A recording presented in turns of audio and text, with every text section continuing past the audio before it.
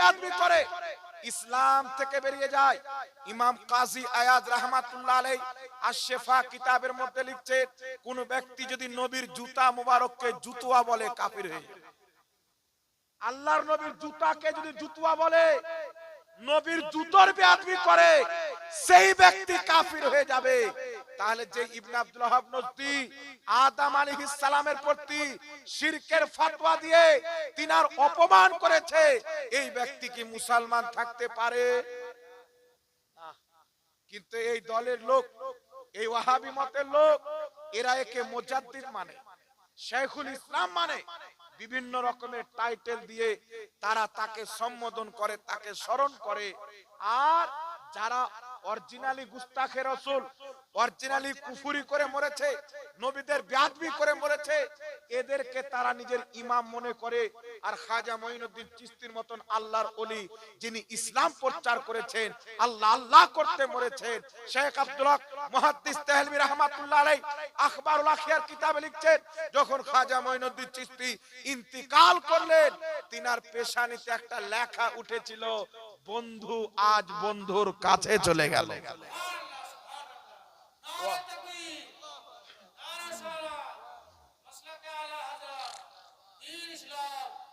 Automatic তিনার পেশানিতে লেখা উঠেছিল, বন্ধু আজ বন্ধুর কাছে চলে গেল। এদের নিকটে মুহাম্মদ বিন আব্দুল ওয়াহাব নজদি মুজাদ্দিদ, সে আল্লাহর ওলি, যে আদম নবীকে মুশরিক বলেছেন, যে মুহাম্মদ বিন আব্দুল ওয়াহাব নজদি নবী পাক সাল্লাল্লাহু আলাইহি সাল্লামের রওজাকে ভাঙার কথা বলেছে, নবীর রওজা জিয়ারত করতে যাওয়াকে হারাম, শিরক আর নাজায়েজ কত রকম কথা বলেছে। যদি কোনো ব্যক্তি নবীর রওজা মুবারক জিয়ারত করব বলে মদিনা আসে, সেই ব্যক্তি কাফির হয়ে যাবে, মুশরিক হয়ে যাবে। তারা যাদের আকীদা হচ্ছে যে লাঠি, হাতে একটা লাঠি নিয়ে বলা হয়েছিল যে আমার লাঠি কুকুর ভাগাতে কাজে আসে, কিন্তু মুহাম্মদ সাল্লাল্লাহু আলাইহি সাল্লাম আজ এই লাঠির সমতুল্য আমাদের কোনো উপকার করতে পারে না। আল্লাহর নবীরা তো জঘন্য বেয়াদবি করেছে। তার আকীদা ছিল নবী পাকের ওসিলা হচ্ছে শিরক, নবী সুপারিশ করতে পারে না, নবী পাক নিজের ব্যাপারে জানে না, তো অন্যজনকে কি করে বাঁচাবে? এতগুলো তাওহীন করনেওয়ালাকে এরা আল্লাহর ওলি বানিয়েছে। আর আল্লাহর ওলি খাজা মঈনুদ্দিন চিশতিকে এরা সকাল সন্ধ্যা গালি দিয়ে নিজের ধান্দা চালায়। তাহলে কোন তাবকার মুসলমান, কোন দলের মুসলমান? ইহুদি খ্রিস্টানদের তৈরি করা মুসলমান। আর এটা আমরা মুখে বলে যাই না, আমরা প্রমাণ করার জন্য 24 ঘন্টা প্রস্তুত আছি। কোন মায়ের লালে জন্ম হয়নি, জলঙ্গির বিমল দাসের বেটা হোক, সারা পৃথিবীর যেই লামা যাবি হোক, এতটুক মায়ের দুধ পান করেনি। জাহলে সুন্নাত ওয়াল জামাতের সামনে ফেস টু ফেস বসে আহলে হাদিসদের নোংরা আকীদাকে সঠিক প্রমাণ করবে, কিয়ামত আসা সম্ভব, এটা প্রমাণ করা সম্ভব হবে না মুসলমান। কিন্তু পৃথিবীর মুসলমান একটু এগিয়ে চলে, ওই একই কিতাব, কিতাবটির নাম হচ্ছে কিতাবুত তাওহীদ। এই কিতাব লিখলো মুহাম্মদ বিন আব্দুল ওয়াহাব নজদি, একটা গ্রুপ তৈরি করলো। বড় খানদানের লোক ছিল, তার বাপের আল্লাহর ওলি ছিল, বড় বড় আলিম ছিল। ওর বিরুদ্ধে ওর আপন চাচাইতো ভাই তার রদ্দে কিতাব লিখল। আর এই মুহাম্মদ বিন আব্দুল ওয়াহাব নজদি, যার মান্যকারীকে ওয়াহাবি, বর্তমানে আহলে হাদিস, কোথাও সালাফি, কোথাও হাত ঝাড়ুয়া, পাও ঝাড়ুয়া, বিভিন্ন রকম নাম, তারা যেখানে যেমন পড়ে, কোথাও গিয়ে আবার নিজেকে শাফি বলে, কোথাও বলে মাযহাব মানা হারাম, আর কোথাও গিয়ে নিজেকে শাফি বলে। আর এদের চরিত্র হচ্ছে যে এরা কথায় কথায় স্টেজে উঠে মিথ্যা কথা বলে, যত লম্বা দাড়ি তত বড় মিথ্যা। এরা মানুষকে বলে যে মাযহাব মানা হারাম, অথচ এদের আপন জন্মদাতা প্রতিষ্ঠাতা বাপ মুহাম্মদ বিন আব্দুল ওয়াহাব নজদি হাম্বলি মাযহাবের মুকাল্লিদ ছিলেন। কোন কিতাবে লেখা আছে? তাদের ইমাম সানাউল্লাহ আমৃতসরি ফাতাওয়া সানাইয়াতে লিখছেন যে মুহাম্মদ বিন আব্দুল ওয়াহাব নজদি হাম্বলি মাযহাবের মুকাল্লিদ ছিল। এদের শাইখুল ইসলাম, যাকে এরা সবচাইতে বড় ইমাম মনে করে, ইবনে তাইমিয়া, এই ইবনে তাইমিয়ার ছাত্র ইমাম ইবনে কাসির নিজের কিতাব আল বিদায়া ওয়ান নিহায়াতে লিখছেন, ওয়াহাবিদের শাইখুল ইসলাম ইবনে তাইমিয়া হাম্বলি মাযহাবের মুকাল্লিদ ছিল। তো আপনি চিন্তা করেন, আপনার সামনে বলে মাযহাব কেন মানবো কোরআন হাদিস থাকতে? তো ইমাম আবু হানিফা কোরআন হাদিস বুঝতেন না, কোরআন হাদিসের বিপক্ষে মাযহাব তৈরি করেছেন। আর বিমল দাসের বেটা যার জন্ম মূর্তি পূজাতে হয়েছে সে বেশি কোরআন হাদিস বুঝে। নবী পাককে জিজ্ঞাসা করেন আবু হানিফা কি জিনিস? আল্লাহর নবী বলছেন তিরমিজি শরীফের হাদিসে, যেই ব্যক্তি আমাকে দেখলো, আমাকে দেখনে ওয়ালাকে দেখলো, তাকে জাহান্নামের আগুন স্পর্শ করতে পারে না।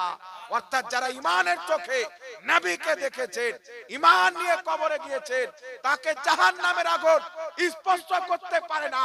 আর যারা নবীর সাহাবীকে ঈমানের চোখে দেখেছেন, ঈমান নিয়ে কবরে গেছেন, তাকে জাহান্নাম ছুঁতে পারে না।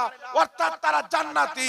আর ইমাম আবু হানিফা নবী মুস্তাফার কয়েকজন সাহাবীকে দেখেছেন, তো নবীর হাদিস মোতাবেক আবু হানিফা জান্নাতি। আল্লাহ নবী কি বললেন? যেই ব্যক্তি আমাকে দেখলো, আমাকে দেখনে ওয়ালাকে দেখলো, এদেরকে জাহান্নামের আগুন স্পর্শ করতে পারবে না, এরা জান্নাতি। যে নবীকে দেখলো, নবীকে দেখনে ওয়ালাকে দেখলো।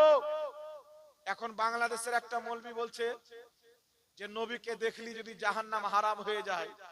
আবু জেহেলও তো নবীকে দেখেছে, আবু লাহাবও তো নবীকে দেখেছে। মানে নবী পাকের একটা স্পষ্ট হাদিস কিভাবে অস্বীকার করছেন? আল্লাহর নবী বলছেন যে আমাকে দেখলো, আমাকে দেখনে ওয়ালাকে দেখলো, তাকে জাহান্নামের আগুন ছুঁইতে পারবে না, অর্থাৎ তারা জান্নাতি। আর এ মৌলবি বলছেন যে নবীকে দেখলে যদি জাহান্নামে হারাম হয়ে যায়, তাহলে আবু জেহেলও তো নবীকে দেখেছে, আবু লাহাবও তো দেখেছে।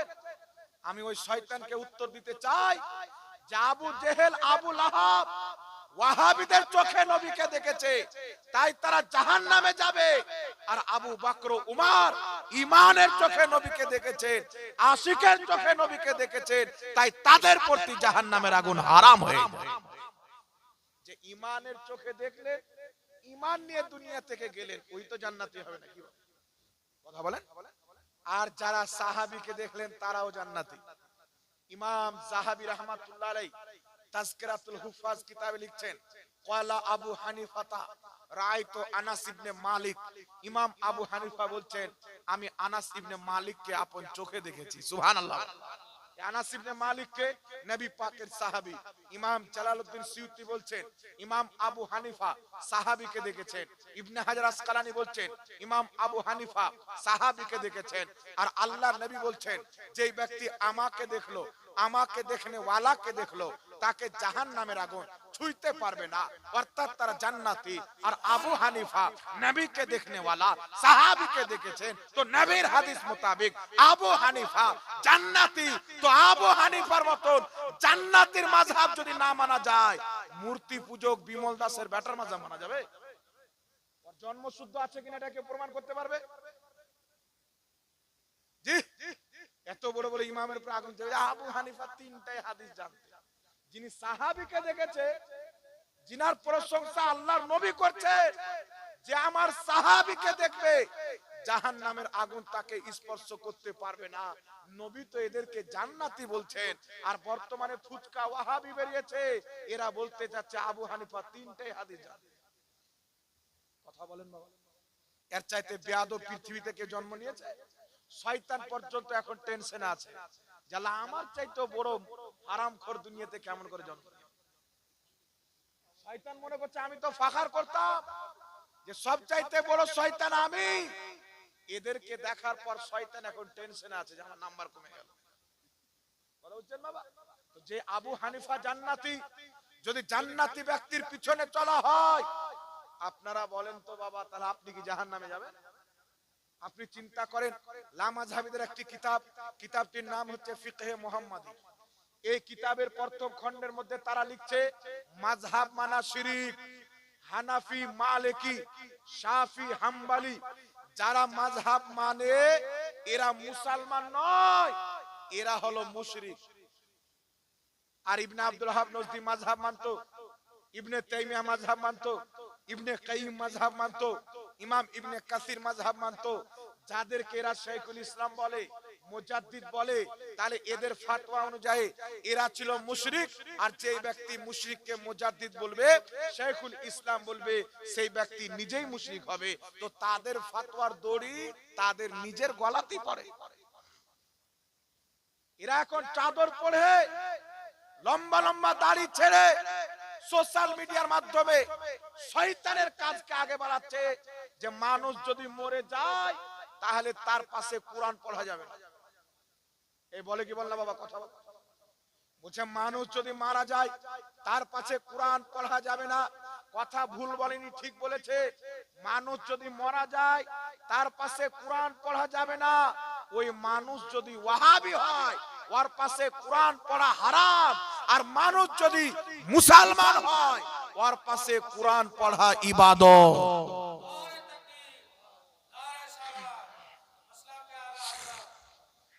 আমি আপনার সম্মুখে একটা দলিল দিয়ে দিচ্ছি। ইবনে তাইমিয়া যখন বলল, ইবনে তাইমিয়াটা কে? যারা বলে যে মৃত ব্যক্তির পাশে কোরআন পড়া যাবে না তাদের বড় হুজুর। কথা হচ্ছে, ইমাম ইবনে কাসির ইবনে তাইমিয়ার ছাত্র আল বিদায়া ওয়ান নিহায়া কিতাবের মধ্যে লিখতেছেন, ইবনে তাইমিয়া যখন মারা যায় তার গলাতে একটা ধাগা ছিল, তার মাথায় উকুন খুব হতো, তার মাথায় উকুন খুব হতো। উকুন তাড়াবার জন্য কালো ধাগার তাবিজ করে গলাতে পড়েছিল। ইবনে তাইমিয়া যখন মরে গেল তার গলার ধাগাটা খুলে ওই জামানাতে 50,000 দিরহামে বিক্রি করা হয়েছিল। কত দিরহাম? 50,000। আর ইবনে তাইমিয়াকে গোসল দেওয়া হয়েছিল গরম পানি আর বোরের পাতা, কুলের পাতা। আর তার গোসল দেওয়া যেগুলো পানি আর বোরের পাতা, এগুলো তারা কুড়িয়ে কুড়িয়ে পান করেছিল, চিবিয়ে চিবিয়ে খেয়েছিল। ইমাম ইবনে কাসির লিখছেন, ইবনে তাইমিয়ার গোসল কমপ্লিট করার পর তার লাশের পাশে প্রথম এক জামাত পুরুষ এসে কোরআন খতম করে গেল। তারপরে এক জামাত মহিলারা এসে সেই লাশের পাশে কোরআন পড়লো। তো তাদের ফতোয়াতে তাদের আব্বা ইবনে তাইমিয়া জাহান্নামে চলে গেল। গেল কি গেল না? এমন নিকৃষ্ট জাতি, এরা পড়াশোনা করে ফতোয়া দেয় না, মানুষকে বোকা বানায়, শিরক আর বিদআতের ভয় দেখায়। আমি আপনাকে একটি হাদিস শোনাতে চাই, যে হাদিসটিকে ইমাম ইবনে কাসির নিজের কিতাব তাফসীর ইবনে কাসিরে উল্লেখ করে তিনি নিজেই বলেছেন হাদিসের সনদ সহিহ। আল্লাহর নবী সাহাবী হুযায়ফা বিন ইয়ামান বর্ণনা করছেন, আল্লাহর নবী ইরশাদ করলেন, হুযায়ফা, আমি কিছু লোক দেখতে পাচ্ছি, এদের থেকে আমাকে ভয় আছে। এরা পিঠ পিছনে ইসলামের চাদরকে ফেলে দিবে, আর এরা মুশরিকরাকে ছেড়ে দিবে, কাফিরদেরকে ছেড়ে দিবে, মুসলমানের প্রতি তারা শিরকের ফতোয়া লাগাবে, শিরকের ফতোয়া লাগাবে। আল্লাহর নবীর সাহাবী হযরতে হাবিবে ইয়ামনি বলছেন, হুজুর, সত্যি কি আপনার উম্মত শিরকে লিপ্ত হয়ে যাবে? রাসূল পাক বলছেন, আমার উম্মত শিরকে লিপ্ত হবে না। যারা শিরকের ফতোয়া দিবে তারাই মুশরিক হবে, যাদের প্রতি ফতোয়া দিবে তারা মুসলমান হবে। 1450 বছর পূর্বে এদের কথা নবী পাক বলে দিয়েছে। এরা কথায় কথায় বলে বেরেলভিরা সুন্নিরা মুশরিক, কথায় কথায় বলে এরা শিরিক, কিন্তু সারা পৃথিবীর লামাযহাবী, সারা পৃথিবীর দেওবন্দি আমি চ্যালেঞ্জ করতে চাই, বসো, বসতে যত টাকা খরচ হবে আমি দিব, জায়গা আমি লজ আমি ভাড়া করব, তোমাদের পক্ষের 10 জন আমাদের পক্ষের 10 জন থাকবে, দুটা লেখক থাকবে, মুনাজারা করবে, লেখাও হবে, আবার ক্যামেরাও থাকবে। যদি পৃথিবীর কোন ওয়াহাবি আহলে সুন্নাত ওয়াল জামাতের কোন একটি আকীদাকে শিরক প্রমাণ করতে পারে, খোদার কসম খেয়ে বলি কিয়ামত আসা সম্ভব আছে। আহলে সুন্নাত ওয়াল জামাতের একটা আকীদা শিরক প্রমাণ করার মতন ক্ষমতা কোন ওয়াহাবি মায়ের লালের নাই। আপনারা চেষ্টা করেন, ফোন করেন, কিয়ামত পর্যন্ত বসবে না। এদের এ করে ভয় দেখিয়ে মানুষকে ওয়াহাবি বানানো, যে ওয়াহাবি হয়ে গেল অ্যাকচুয়ালি সেই ব্যক্তি ইহুদি হলো। কারণ ওয়াহাবিরা ইহুদির আকীদাকে ফলো করে। ইহুদিদের আকীদা হচ্ছে আল্লাহর দেহ আছে। খ্রিস্টানরা যখন দেখলো আমরা ঈসা আলাইহিস সালামকে আল্লাহর বেটা বানাবো, তখন তারা বলল আল্লাহর হাত আছে, পাও আছে, দেহ আছে, আল্লাহ হচ্ছে পুরুষ লিঙ্গ, মারিয়াম হচ্ছে আল্লাহর স্ত্রী, মারিয়ামের সঙ্গে সহবাস করে আল্লাহ ঈসাকে জন্ম দিয়েছেন, বলে নাউজুবিল্লাহ। আল্লাহ পাক তাদের খণ্ডন করলেন, কুল হুয়াল্লাহু আহাদ আল্লাহুস সামাদ লাম ইয়ালিদ ওয়া লাম ইউলাদ ওয়া লাম ইয়াকুল লাহু কুফুয়ান আহাদ। আল্লাহ বলছেন হে নবী তুমি বলো ওই আল্লাহ এক, আল্লাহুস সামাদ, আল্লাহ হচ্ছেন বেনিয়াজ।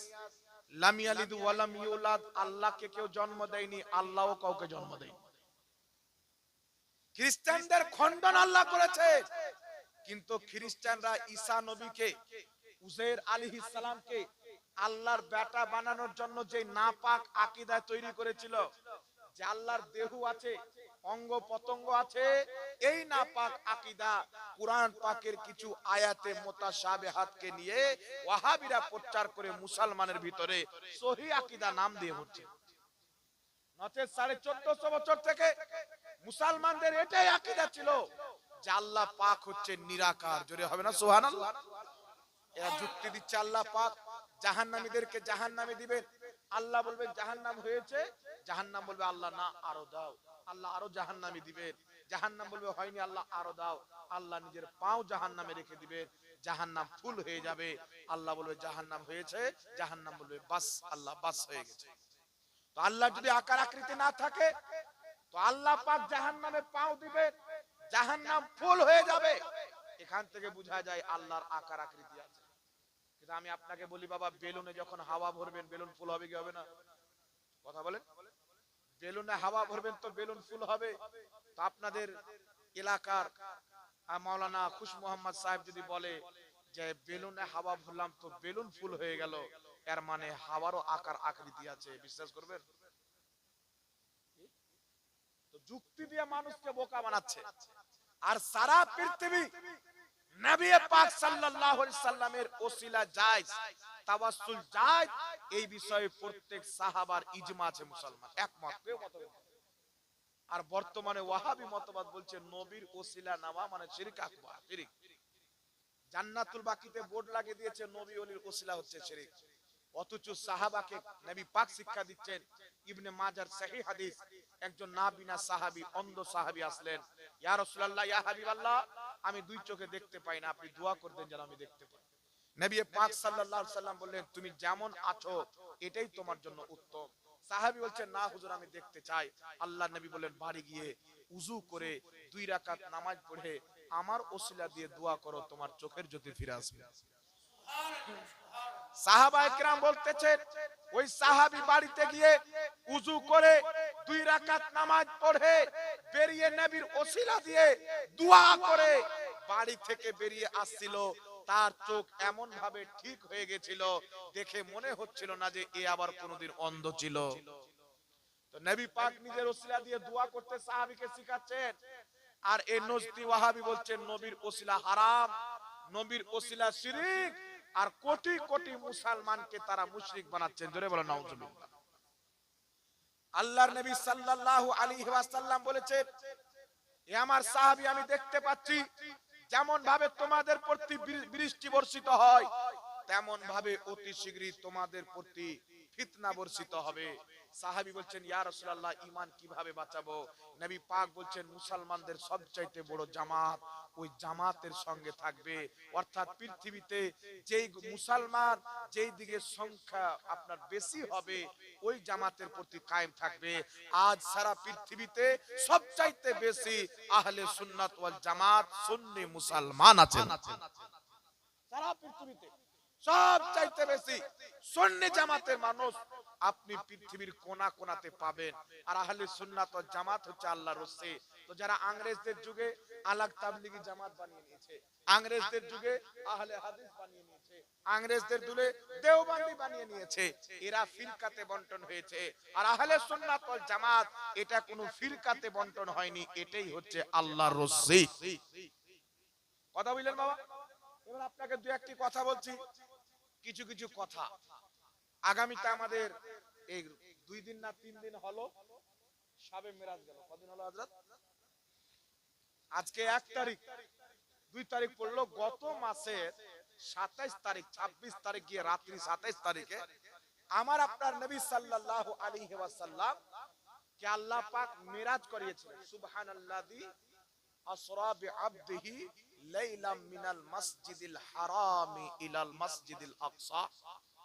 আল্লাহ সুবহানাহু ওয়া তাআলা বলছেন পবিত্র ওই জাত যিনি নিজের নবীকে মসজিদে হারাম থেকে নিয়ে মসজিদে আকসা পর্যন্ত জিয়ার করালেন। এখানে একটা কথা আপনাকে বলি বাবা, এই যে একটা মিরাজের মেহিনা যাচ্ছে, আল্লাহর নবী আল্লাহকে দেখতে গিয়েছেন, এর চাইতে বড় নিয়ামত পৃথিবীতে কিছু আছে? কথা বলেন। আল্লাহকে নবী পাক দেখতে যাচ্ছেন, ইসলামের সবচাইতে বড় ইবাদত। এই রাত্রিতে আল্লাহ পাক মুসলমানকে 5 ওয়াক্তের নামাজ দিচ্ছেন। এত বড় একটা দিনের মেহিনা চলে যাচ্ছেন, কোন ওয়াহাবির মুখে আপনি শুনেছেন শাবে মিরাজের আলোচনা?